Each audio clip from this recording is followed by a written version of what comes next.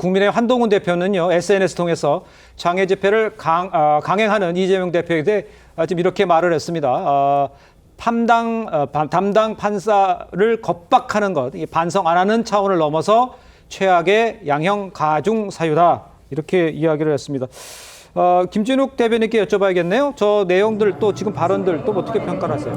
글쎄 뭐 좀 동의하기가 좀 어려운 부분들이 있어요. 일단 3주 전부터 민주당이 지금 장외로 나온 이유는 김건희 여사에 대한 각종 의혹들, 도이치모터스 주가 조작 의혹이라든지 아니면 명태균 씨와 관련된 의혹이라든지 이런 부분들에 대한 특검이 필요하다라는 부분들을 국민께 설명드리고자 이 장외 집회가 시작된 겁니다. 근데 마치 이 장애 집회가 이재명 대표 개인 한 사람을 위한 방탄용 집회가 아니냐 이렇게 지금 국민의힘에서는 주장을 하시는데 그렇다면 오늘 함께 참여하고 있는 지난주에도 함께 참여했던 야5당 민주당을 제외하고 조국혁신당, 진보당, 사회민주당, 기본소득당 이 정당들도 이재명 대표를 위해 방탄에 동원된 정당이냐 저는 그렇게 보지 않거든요. 그리고 지금 국민의힘에서 옆집에 우한이 났다고 본인 집에 난 어떤 중병에 대해서 자연적으로 치유가 될 것이다 이렇게 기대하는 부분이 없지 않아 있는 것 같은데 절대로 그렇게 될 리가 없다. 지금 국민들께서는 이재명 대표는 이재명 대표고 또 김건희 여사는 김건희 여사의 의혹에 대한 문제로 별도로 짚고 가야 된다라고 생각하시는 분들이 대다수이기 때문에 그 부분에 대해서 아무리 이재명 대표를 통해서 김건희 여사를 가리려고 해도 가려지지 않는 부분들이 생길 것이다 하는 부분에 대해서는 명확하게 말씀 좀 드려야 될 것 같습니다. 근데 그렇게 하시려면요 일단 저기서 포기하지 말자. 근데 뭘 포기하지 말자는 게 애매해요. 포기하지 말아야 될 대상을 말이죠. 앞으로 현실에서 두 번의 재판이 더 남아있기 때문에 나는 증거와 법리에 입각해가지고 재판에서 나를 변호할 수 있고 내가 그런 재판 투쟁을 통해서 반드시 살아올 테니까 여러분들이 이렇게 가두해서 이재명은 정치적으로 살인당한 것이다 이런 시인은 하지 말아달라. 최소 그런 얘기는 본인들 지지자한테 해야 되는 거 아닙니까? 그러니까 지금 우리 김진욱 대변인의 얘기는 저는 저 일리가 있다라고 보는데 지금 막 섞여 있는 거예요. 본인 재판 불복을 사실상 선동하면서 거기에 또 윤 대통령 부부에 대한 또 그 증오 감정을 또 선동하면서 이런 게 지금 섞여 있는 거 아닙니까? 본인부터 교통 정리가 필요합니다. 알겠습니다. 차 교수님께서 여기에 대해서 어떻게 생각하세요? 같이 글쎄 이제 겉으로는 이제 탄핵 얘기를 하지만 결론 자기 재판과 연결된 것까지 섞여 있다. 그걸 좀 정리할 필요가 있다. 이렇게 지적을 해주니다 사실 민주당은 이번 주 집회가 이런 식으로 하니까 지금 말씀하신 것처럼 두 가지 성격이 혼합된 집회가 될 것이라고 애초 생각을 하지 않았을 거예요. 사실 이 지금 공직선거법 재판과 관련해서 설사 유죄가 나온다 하더라도 한 100만 원이 조금 초과하는 그렇다고 한다면 항소심이나 이런 상급심에서 충분히 감형이 될 수 있는 사안이라고 한다면 그거는 뭐 충분히 방어가 가능할 것이라고 생각을 했을 거예요. 그런데 어제 1심 재판 결과는 진짜 모두의 예상을 깨고 지금 이 징역 1년의 집행유예가 나왔잖아요. 이거 자체가 사실 뒤집기가 힘들다는 생각 때문에 사실 이재명 대표 입장에서도 상당히 좀 그러니까 정치적으로 이 조급증이 생길 수밖에 없는 상황이고요. 민주당 입장에서도 그렇잖아요. 사실 야구로 따지보면 민주당 입장에서는 어떻게 보면 이 콜드게임으로 끝낼 수 있는 이 경기인데 어떻게 보면 자신이 주전투수가 지금 게임의 룰을 위반했다 해서 KBO에서 상벌위원회를 열어서 지금 선수 퇴출을 지금 명하는 상황이라고 한다면 이거 자체는 게임 자체가 완전히 어그러지는 상황이니까 상당히 나름대로는 지금 어떻게 보면 이 정치적인 약간의 멘붕의 상태 이런 부분들이 이 지금 이 같이 이렇게 혼재하면서 아마 집회의 성격 자체가 지켜보는 사람들 입장에서도 이것이 과연 지금 윤석열 정권에 대한 이 공격이 그것이냐 아니면 이재명 대표를 보호하려고 하는 것이냐 이런 것들이 상당히 헷갈릴 거예요. 그럼에도 불구하고 민주당 이게 여기 지금 모여 있는 지지층들 입장에서는 이것이 다르다고 생각하지는 않을 거예요. 일단 우리의 선수를 보호해야만 이 게임이 계속 유지될 수 있고 그래야 승리를 잡을 수 있다고 생각하기 때문에 이분들은 그런 생각을 하지 않을 거라는 거죠. 그러나 문제는 이 상황을 밖에서 바라보고 있는 다른 이 국민들의 입장에서는 과연 이것이 어떤 성격인지를 아마 나름대로는 판단하고 계시지 않을까 생각합니다. 알겠습니다. 그러니까 내부에 있는 사람들이야 그거를 뭉뚱그려서 같은 맥락이라고 생각을 하겠지만 밖에서 보는 사람의 입장에서는 주장한 바가 뭐냐라고 다시 한번 되물을 수밖에 없는 구조다 이렇게 말씀을 해주신 것 같아요. 송영근 변호사께는 이렇게 여쭤볼게요.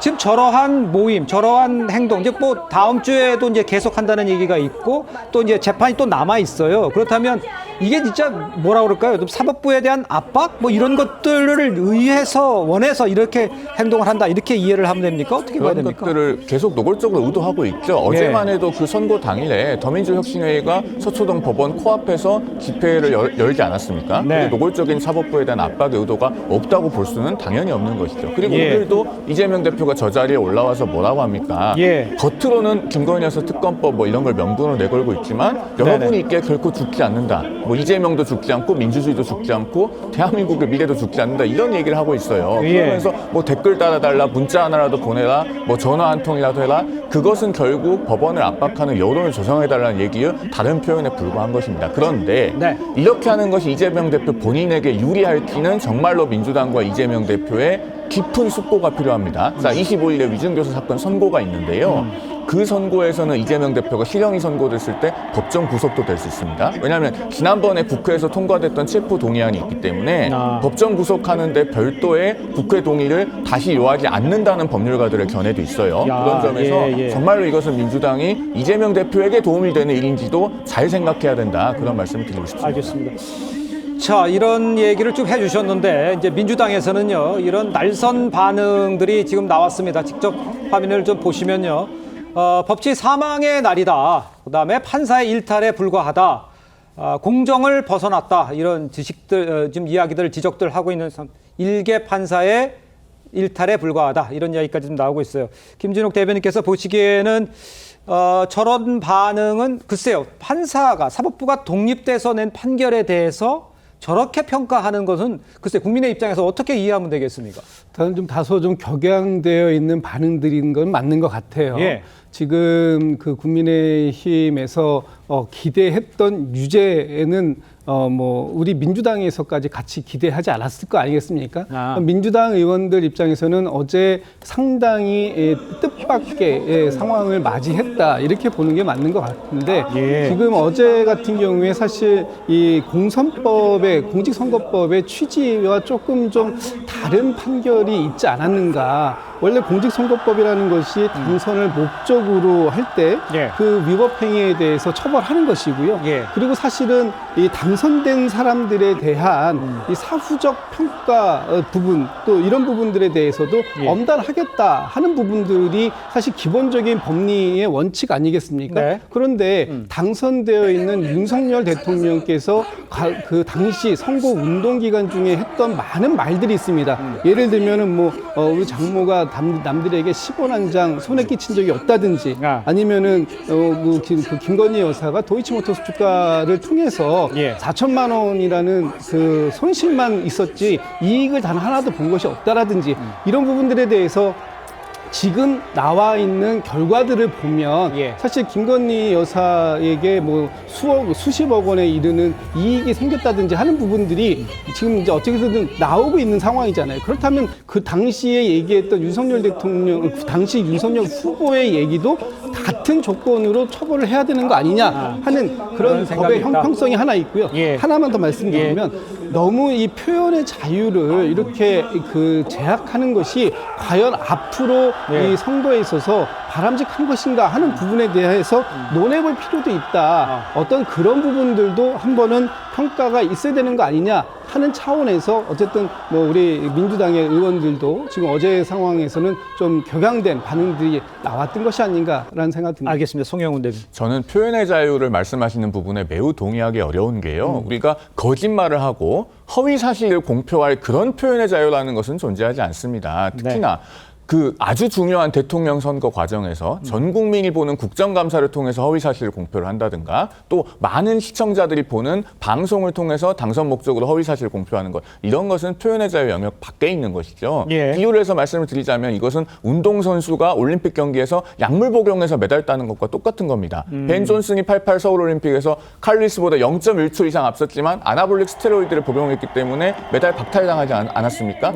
똑같은 거예요. 선거 과정에서 선거법을 위반해서 허위사실 공표를 했다. 엄격하게 단죄해야 되는 것입니다. 그것이 선거법의 취지에 맞는 것이죠. 그 단죄에 여야가 따로 있을 수 없다라는 말씀을 제가 드리고 싶은 거예요.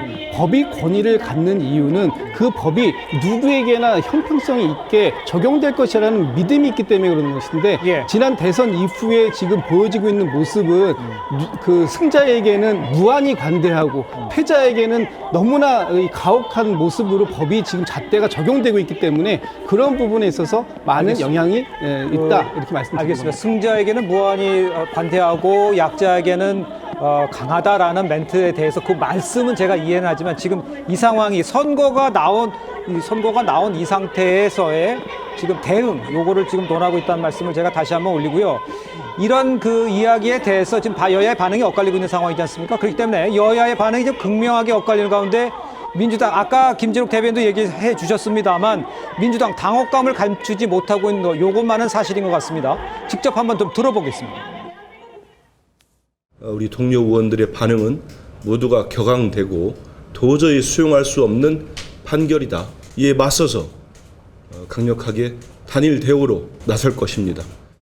더불어민주당 지역위원장, 국회의원 전원은 이재명 대표와 함께 끝까지 싸울 것이다. 정정말살, 조작수사, 정치검찰 해체하라!